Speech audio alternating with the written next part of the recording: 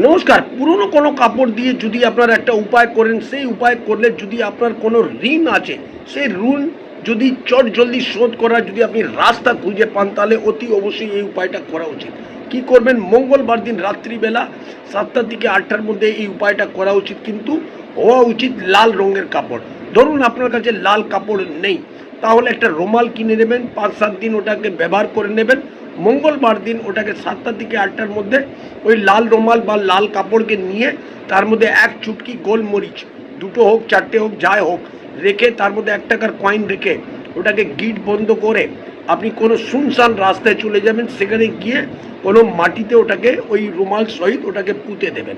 পুঁতে দেওয়ার পর আপনার একটা মন্ত্র পাঠ করবেন, ওম ভৌমায় নমঃ। ওম ভৌমায় নমঃ এই মন্ত্রটা হলো মঙ্গলের মন্ত্র। আপনার ঋণ শোধ করার দুর্দান্ত একটা উপায় আছে।